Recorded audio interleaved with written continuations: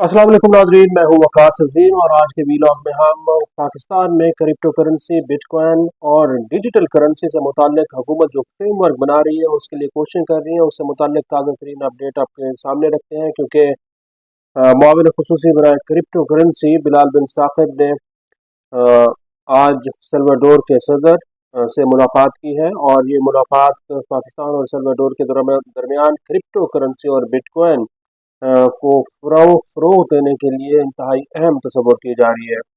Salvador वो मुल्क है दुनिया का जिसने सबसे पहले बिटकॉइन को एक कानूनी करेंसी करार देने का ऐलान किया था और 2021 से लेकर 2024 तक सल्वाडोर में बिटकॉइन और क्रिप्टो करेंसी का जो कारोबार है वो होता रहा है।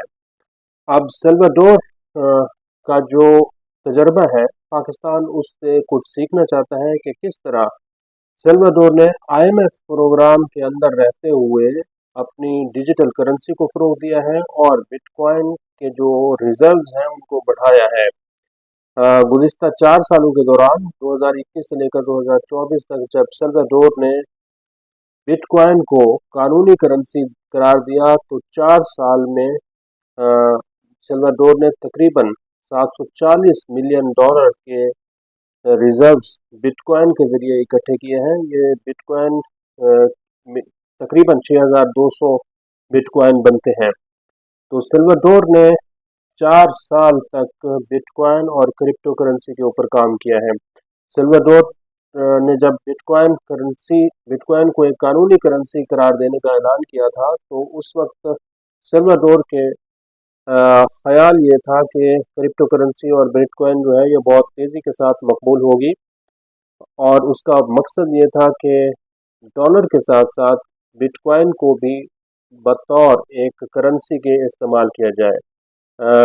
सल्वाडोर के अंदर क्रिप्टो करेंसी को जो सरकारी और निजी शोबे के जो काम और कारोबार हो रहे थे उसके लिए इस्तेमाल किया गया। फिर सल्वाडोर ने रेमिटेंसेस को फ़रोग़ देने के लिए भी अपनी क्रिप्टो करेंसी को की इजाज़त दी। इसी तरह जो अशिया की ख़रीदो फ़रोख्त हो रही थी उसमें भी क्रिप्टो करेंसी का इस्तेमाल बढ़ाया गया। लेकिन 4 साल के बाद क्रिप्टो करेंसी के ऊपर सल्वाडोर ने पाबंदी लगा दी है। जी हाँ, दिसंबर 2024 में सल्वाडोर ने ये ऐलान किया है कि सल्वाडोर अब बिटकॉइन को एक लीगल टेंडर के तौर पर इस्तेमाल नहीं करेगा, बल्कि अब बिटकॉइन की सल्वाडोर के अंदर कोई कानूनी हैसियत नहीं होगी। हाँ, अगर सल्वाडोर का कोई भी शहरी बिटकॉइन को इस्तेमाल करना चाहता है तो वो खुशी से क्रिप्टो करेंसी को और डिजिटल करेंसी को बिटकॉइन को इस्तेमाल कर सकता है। लेकिन हुकूमत जो सल्वाडोर की है इसको किसी किस्म की कोई कानूनी हैसियत नहीं देगी।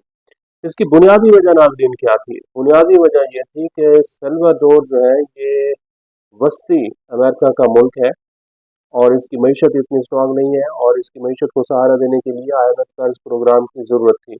बिल्कुल उसी तरह का कर्ज प्रोग्राम जिस तरह के पाकिस्तान के साथ आईएमएफ का कर्ज प्रोग्राम किया गया है। एक एक्सटेंडेड फाइनेंस फैसिलिटी सल्वाडोर ने हासिल की है इसी साल के आगाज़ में, जनवरी 2025 में।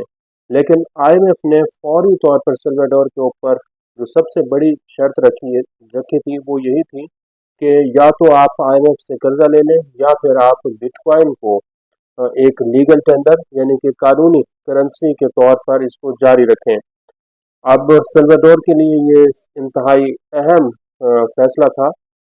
एक दोराहे पर खड़ा हुआ था सल्वाडोर और सल्वाडोर ने ये फैसला किया कि बिटकॉइन की कुर्बानी दे दें लेकिन आईएमएफ के साथ जो है वो हम अपना एग्रीमेंट हर सूरत में करेंगे, आईएमएफ से कर्जा लेंगे क्योंकि इसके अलावा उनके पास कोई और चारा नहीं था। अगरचे जो सल्वाडोर के सदर हैं वो अपने मुल्क के अंदर बहुत ज़्यादा पॉपुलर है, मकबूल है और 4 साल तक उन्होंने क्रिप्टो करेंसी, बिटकॉइन और डिजिटल करेंसी को बहुत धड़ल्ले से वहाँ इस्तेमाल करने की इजाज़त दे रखी थी। लेकिन बहुत ज़्यादा चैलेंजेस जो हैं उनको दरपेश रहे हैं। वो क्या चैलेंजेस थे और पाकिस्तान की जो सूरत हाल है वो बिल्कुल सल्वाडोर की तरह की है। जो सबसे बड़ा चैलेंज सल्वाडोर को रहा है वो ये था कि वहाँ पर जो लोग थे वो क्रिप्टो करेंसी को अडॉप्ट करने में, क्रिप्टो करेंसी को इस्तेमाल करने में बहुत ज़्यादा उन्होंने अपना जो जज्बा है वो नहीं दिखाया, और क्रिप्टो करेंसी को इख्तियार करने में, उसके इस्तेमाल करने में हिचकिचाहट का मुजाहरा किया है। 100 में से सिर्फ 8 लोग ऐसे थे जिन्होंने बिटकॉइन को इस्तेमाल किया है, और इस बिटकॉइन के ज़रिए अगरचे उनको फ़ायदा हुआ है, लेकिन बहुत बड़े पैमाने पर लोगों ने बिटकॉइन के इस्तेमाल को इस्तेमाल नहीं किया।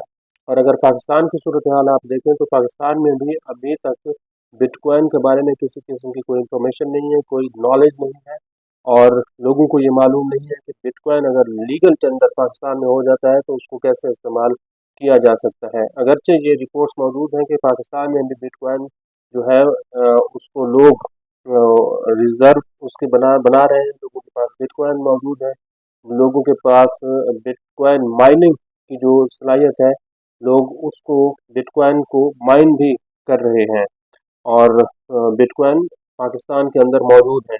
यही वजह है कि हुकूमत पाकिस्तान एक रेगुलेटरी अथॉरिटी भी कायम कर रही है, जिसको पाकिस्तान वर्चुअल रेगुलेटरी अथॉरिटी का नाम दिया जा रहा है, और एक लीगल फ्रेमवर्क भी लेकर आ रही है। इसके ऊपर मैं थोड़ी देर में बात करता हूँ, लेकिन जो सेल्वाडोर का एक्सपीरियंस है पहले उसके ऊपर बात कर लेते हैं, क्योंकि चैलेंजेस जो दरपेश रहे हैं, वो सबसे बड़ा चैलेंज ये था कि लोग सेल्वाडोर के बड़े पैमाने पर इसको इस्तेमाल नहीं कर रहे थे।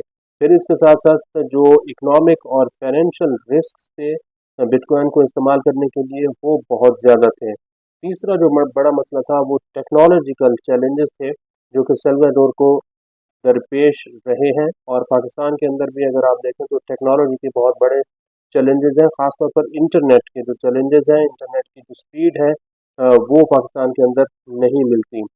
लोग दुनिया जो है वो 5G पर पहुंच चुकी है, लेकिन पाकिस्तान में अभी 4G का जो इंटरनेट है वो चल रहा है, और वो भी व्हाट्सएप भी अगर हम चलाने की कोशिश करते हैं तो वो इतनी अच्छे तरीके से नहीं चलता जितना कि चलना चाहिए। तो बिटकॉइन की माइनिंग के लिए और क्रिप्टो करेंसी के लिए बहुत तेज़ तरीन इंटरनेट की ज़रूरत होती है, और साथ ही साथ जो IMF की शराइत हैं वो इंतहाई कड़ी रही है, क्योंकि इससे जुड़े हुए सिक्योरिटी रिस्क हैं। सबसे बड़ा जो सिक्योरिटी रिस्क होता है वो होता है कि नो योर कस्टमर्स, यानी कि आप अपने सार्फिन को पहचानें कि जिसको आप बिटकॉइन ट्रांसफ़र कर रहे हैं वो कौन है, कहाँ पर मौजूद है, और वो उसकी शनाख्त क्या है।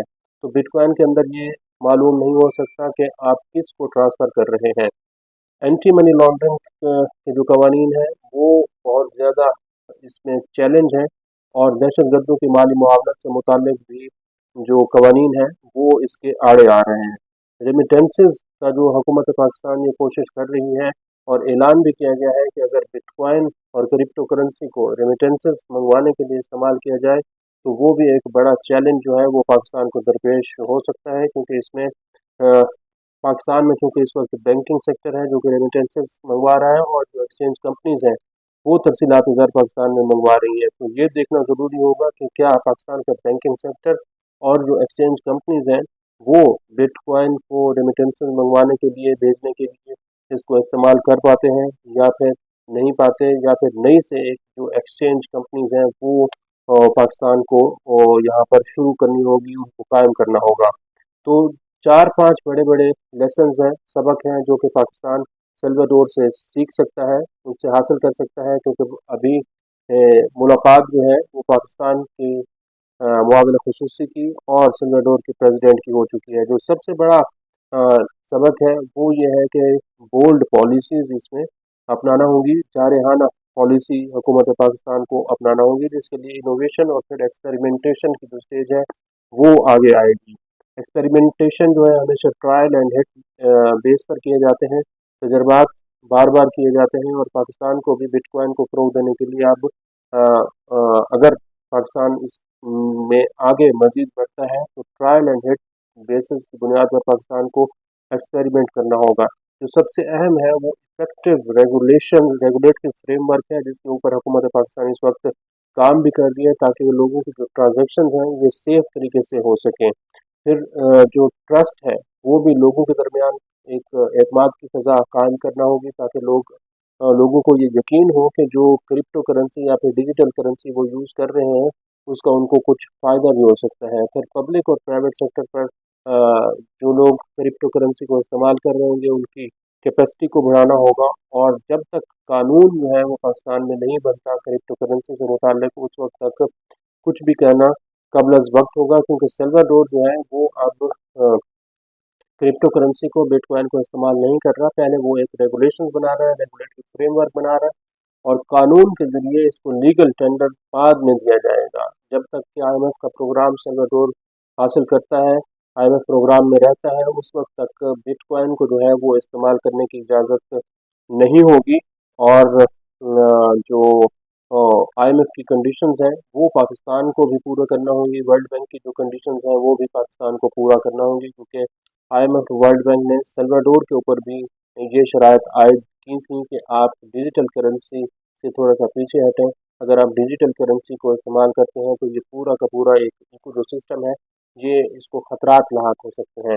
लेकिन पाकिस्तान नाज़रीन जो है वो बहुत तेज़ी के साथ आगे बढ़ रहा है। और अभी पिछले हफ्ते के दौरान पाकिस्तान के वज़ीर ख़जाना ने जो सबसे बड़े बिटकॉइन, जिनके पास सबसे ज़्यादा मालियत के बिटकॉइन है, माइकल शेलर, उनके साथ भी मुलाकात की है। और उनके पास तकरीबन कोई 60 अरब डॉलर के बिटकॉइन बताए जाते हैं, जिनका जो पोटेंशियल है वो तकरीबन 100 अरब डॉलर तक बताया जाता है। तो पाकिस्तान जो है वो पाकिस्तान वर्चुअल रेगुलेटरी अथॉरिटी भी कायम कर रहा है, और इसके साथ साथ एक लीगल फ्रेमवर्क के ऊपर भी काम कर रहा है। और स्टेट बैंक ऑफ पाकिस्तान की जानिब से भी ये कहा गया है कि एक पायलट प्रोजेक्ट पाकिस्तान में शुरू किया जाएगा, जो कि डिजिटल करेंसी, बिटकॉइन और दीगर जो करेंसीज़ हैं, डिजिटल करेंसीज़ हैं, उनको देखा जाएगा कि ये पायलट प्रोजेक्ट कामयाब होता है या फिर नहीं होता। आज के लिए इतना। इस वीडियो को आप कमेंट सेक्शन में जाकर लाइक कर सकते हैं और अपनी राय का भी इज़हार कर सकते हैं। बहुत बहुत शुक्रिया।